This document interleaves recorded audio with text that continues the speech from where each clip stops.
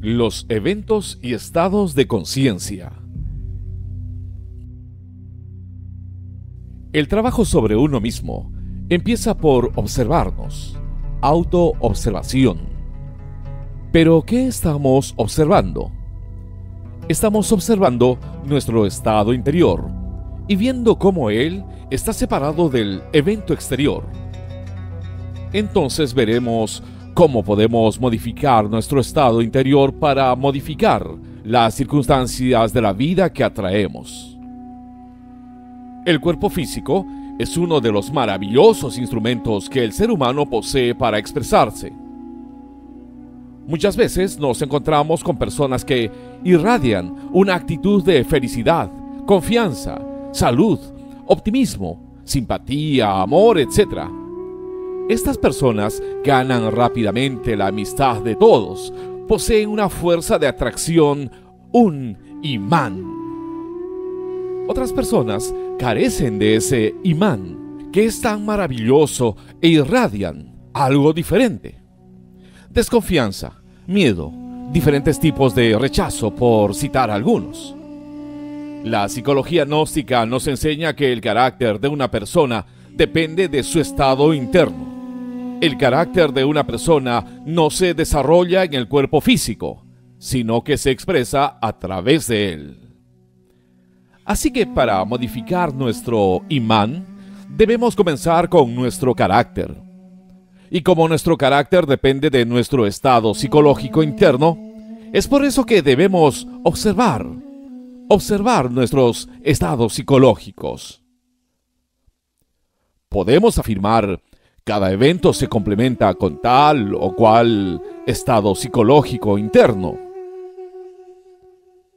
Entendamos que los estados internos son buena o mala disposición, preocupación, depresión, superstición, temor, sospecha, misericordia, autoconsideración, sobreestimación de uno mismo u otros, estados de felicidad, estados de placer, etc. A menudo, cuando la gente revisa sus vidas, piensan que solo se compone de eventos externos. Pensamos que si tal o cual evento les había sucedido o no, entonces sus vidas hubieran sido mejores. Si yo hubiera ganado la lotería, si yo pudiera decirle algo, etc. Creen que la fortuna vino a encontrarse con ellos. Sin embargo, perdieron la oportunidad de ser felices.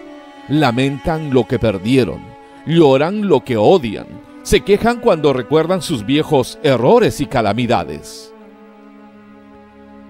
La capacidad de existir conscientemente depende exclusivamente de la calidad de los estados interiores del alma. Ciertamente, no importa cuán hermosos sean los eventos externos de la vida, si no estamos en el estado interno apropiado en esos momentos, entonces lo mejor puede parecer sin importancia para nosotros.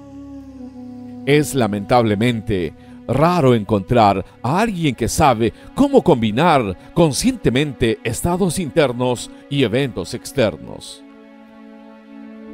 Combinar correctamente los estados internos con los acontecimientos externos es saber vivir la vida inteligentemente.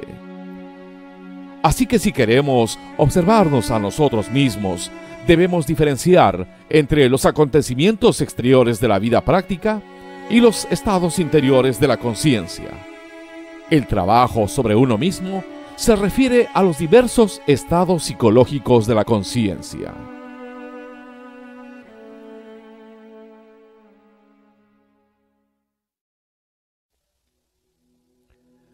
Conciencia y realidad. Como hemos visto, nuestros estados de conciencia determinan y definen lo que es nuestra vida. Hoy la ciencia afirma que nuestra percepción de la realidad está estrechamente vinculada a dónde ponemos nuestra atención. Solo aquello a lo que ponemos atención nos parece real, mientras todo lo que ignoramos, no obstante qué tan importante pueda ser, parece desvanecerse en la insignificancia. Por el momento, eso a lo que atendemos es la realidad. cada uno de nosotros elige, en la forma en la que atiende a las cosas, el universo en el que habita y las personas que se encuentran. Pero para la mayoría de nosotros, esta elección es inconsciente, así que en realidad no es una elección. Con esto queremos decir que uno crea su realidad, generalmente de manera inconsciente, independientemente de lo que aparentemente quiera o desee. Uno crea la realidad de su vida en relación del estado de conciencia que posea. Nuestra vida puede ser feliz y agradable, o miserable y desdichada. Si logramos establecernos en un estado de conciencia superior, nuestra vida se modificará notablemente, ya que estaremos actuando sobre las causas que originan las circunstancias. Podríamos afirmar que el cielo o el infierno son diferentes estados de conciencia en lo que nos toca vivir determinadas realidades.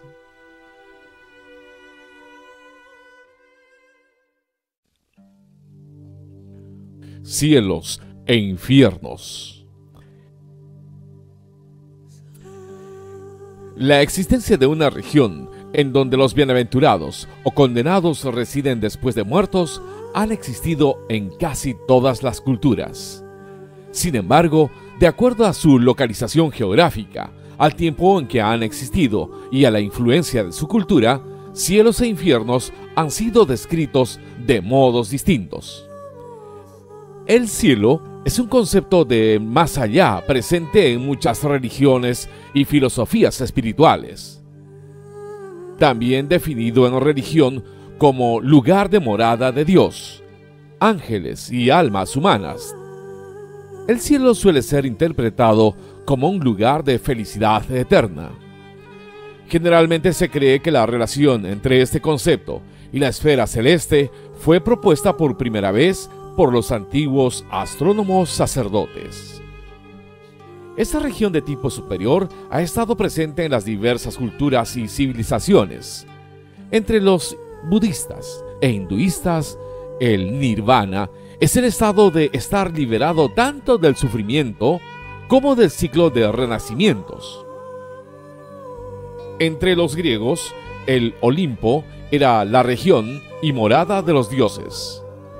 Pero los campos elíseos era el lugar sagrado donde las sombras de los hombres virtuosos y los guerreros heroicos llevaban una existencia dichosa y feliz, en medio de paisajes verdes y floridos.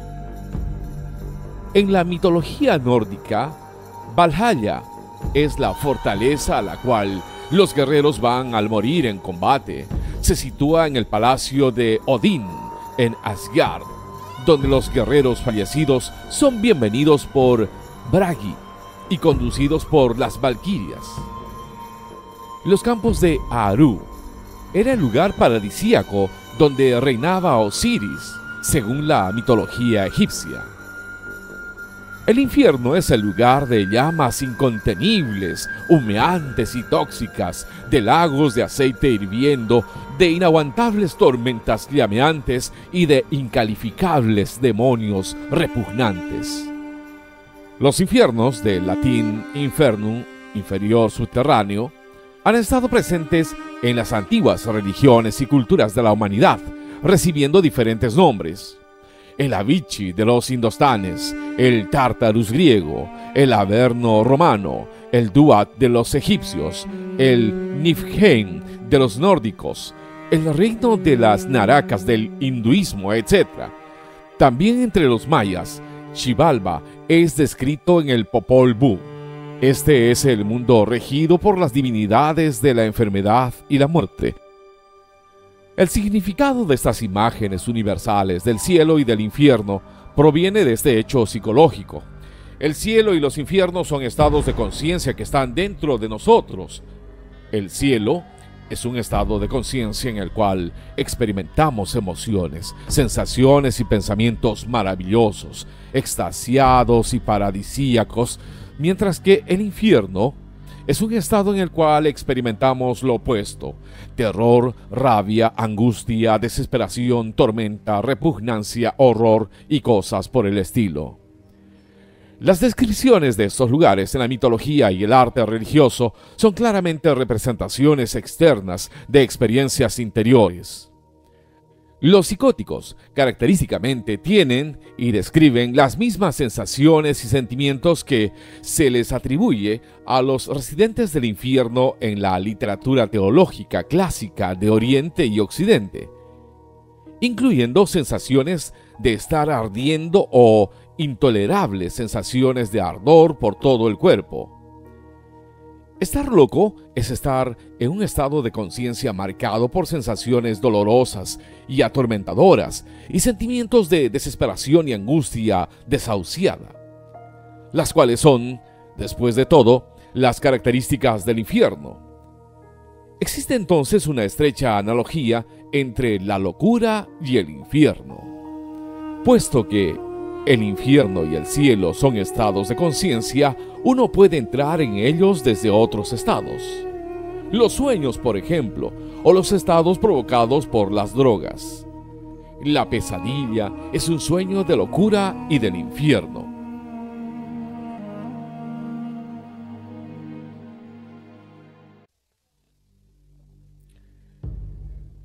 Los 4 estados de conciencia.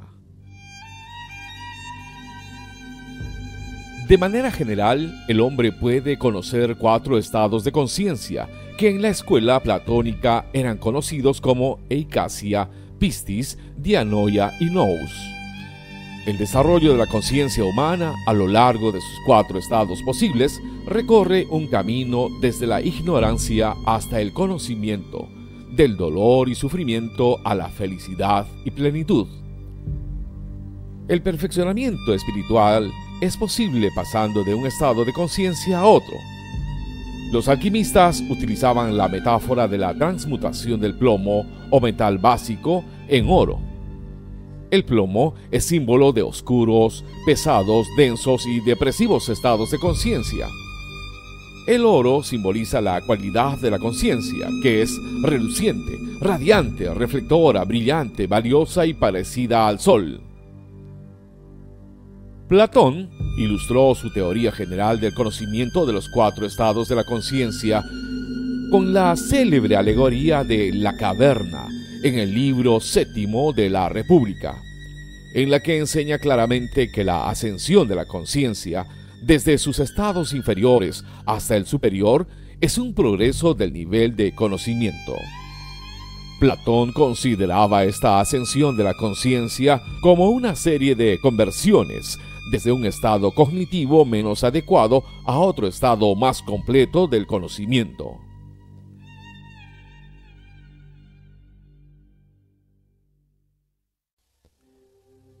Primer estado de conciencia, eikasia.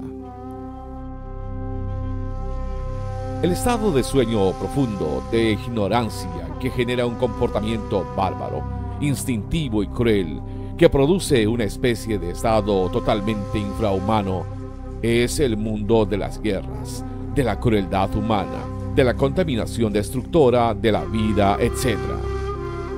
El estado de sueño profundo es el nivel de conciencia que tenemos diariamente, durante la noche, dormidos en la cama. Ya hemos dicho que durante las horas del descanso físico se escapa de nuestro cuerpo lo psíquico.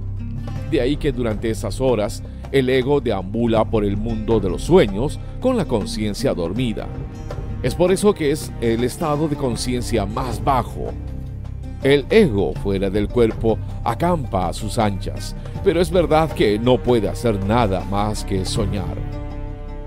El animal intelectual divide su vida dolorosa y miserable entre el sueño común y corriente y el mal llamado estado de vigilia, que es por desgracia otra forma de sueño, mientras el cuerpo físico duerme en la cama.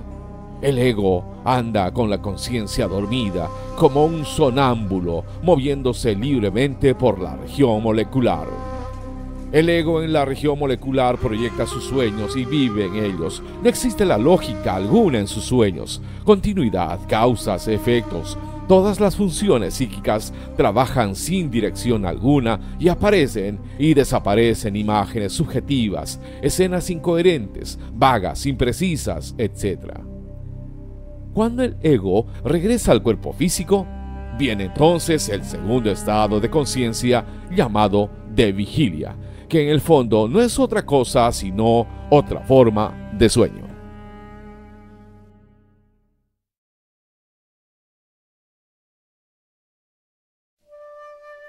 Segundo estado de conciencia, pistis. Es el estado de las creencias y de las opiniones. Es el mundo de los prejuicios, de los sectarismos y fanatismos, de las teorías en las cuales no existe ningún género de percepción directa de la verdad. Pistis es el estado de la conciencia en el cual vive normalmente el común de la humanidad. Al regresar el ego a su cuerpo físico, los sueños continúan en el interior. El llamado estado de vigilia es realmente el soñar despierto. Al salir el sol, las estrellas se ocultan, pero no dejan de existir. Así son los sueños en el estado de vigilia. Ellos continúan secretamente, no dejan de existir. Esto significa que el animal intelectual, equivocadamente llamado hombre, solo vive en el mundo de los sueños. Con justa razón dijo el poeta que la vida es sueño. El ser humano maneja autos soñando, trabaja en la oficina, en la fábrica, en el campo, etc., soñando. Se enamora en sueños, se casa en sueños. Muy rara vez en la vida está despierto, vive en un mundo de sueños y cree firmemente que está despierto. En el segundo estado, o de vigilia, es en el que el hombre pasa algo más de la mitad de su vida. En este estado de vigilia, sueño a fin de cuentas, camina por la calle, escribe libros, conversa asuntos sublimes, participa en la política, participa en la justicia, dicta leyes, dicta normas de conducta, hace proyectos, construye puentes, etc. El primer estado de conciencia es el más bajo, pero este segundo es el más peligroso. En este estado de vigilia, soñar despierto, repite errores, siempre los mismos sufrimientos, no controla ni sus propios pensamientos. Es más peligroso que el sueño profundo, porque en este estado, en el que puede declarar la guerra, puede agredir al vecino, puede explotar al más débil, puede abusar, agredir, esclavizar, puede robar, puede matar, etc. Es por eso que es el más peligroso. En el primer estado de conciencia llamado sueño profundo, él es pasivo, esto es, no puede hacer nada en el mundo físico, ya que su cuerpo descansa en la cama. Tampoco en el mundo de los sueños, ya que tan solo deambula por esa dimensión. En el segundo estado de conciencia, en el mal llamado estado de vigilia, el hombre cree estar despierto a primera vista. Este es un estado de conciencia completamente diferente. Parece lógico pensar que se encuentra en una situación mejor que cuando estaba dormido. Pero desgraciadamente, como hemos visto, su estado de conciencia es también de sueño. Está en un nivel superior al del primer estado, ya que es en este estado en el que puede pasar al tercer estado de conciencia, al estado de autoconciencia.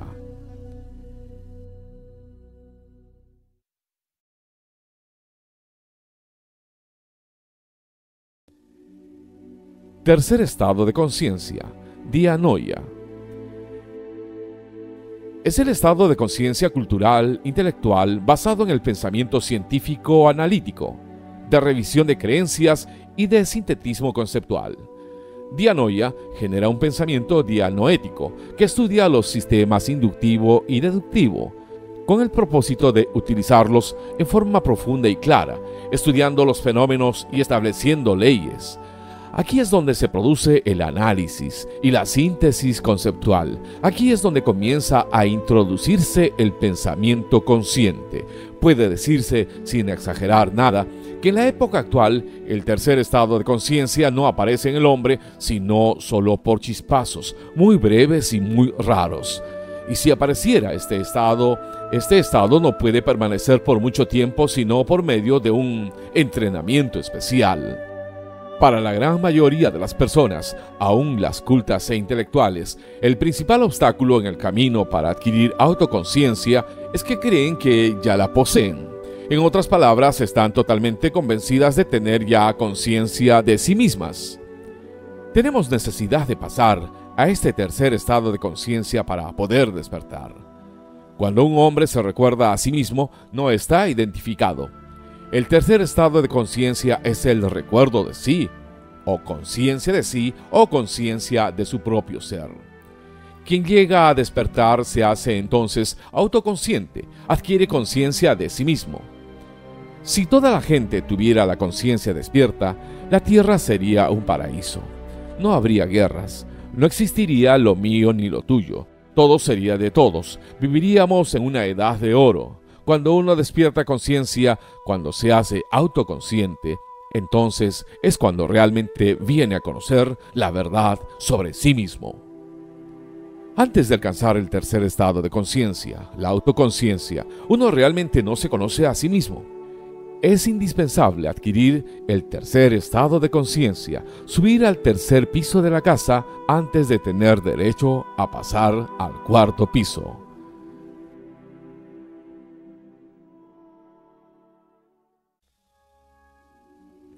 Cuarto estado de conciencia, nous. Es el estado de conciencia continua, el mundo de la intuición, de la clarividencia objetiva y de la perfecta iluminación interior. Nous es el mundo de los arquetipos divinales. El pensamiento noético es objetivo, sintético e iluminado. El estado de nous confiere una conciencia totalmente despierta y el individuo que lo alcanza se convierte en Turiya, un iluminado. El estado de Turiya es muy sublime y solo lo alcanzan aquellos que trabajan duramente toda la vida sobre sí mismos. Los estados de conciencia más elevados que el hombre puede alcanzar abarcan el mundo de la intuición y la conciencia objetiva. Las experiencias oníricas propias del estado noético pertenecen a realidades arquetípicas. Abundan las alusiones a esta clase de experiencias en la historia de la humanidad, particularmente en los textos sagrados, como por ejemplo la Biblia. Este proceso de ascenso por los 4 estados posibles de la conciencia es realmente un proceso revolucionario en la estructura psicológica del individuo. Es la revolución de la conciencia. El cuarto estado de conciencia, el cuarto piso de la casa, es realmente formidable. Solo quien llega a la conciencia objetiva, al cuarto estado, puede estudiar las cosas en sí mismas, el mundo tal cual es. Quien llega al cuarto estado es fuera de toda duda un iluminado. Conoce por experiencia directa los misterios de la vida y de la muerte. Posee la sabiduría. Es un iluminado. Se puede decir de una manera general que estos 4 estados de conciencia son el sueño, la vigilia, la conciencia de sí y la conciencia objetiva. Pero aún teniendo la posibilidad de conocer estos 4 estados de conciencia, las personas no viven de hecho más que en 2 de estos estados, el sueño y la vigilia, aunque en realidad este último difiera muy poco del sueño profundo. La conciencia de sí es un estado que las personas creen tener, aunque en realidad no sean conscientes de sí mismas, salvo por chispazos muy raros que se producen en momentos excepcionales. Nadie se ilumina fantaseando figuras de luz, sino haciendo consciente su oscuridad. Carl Jung.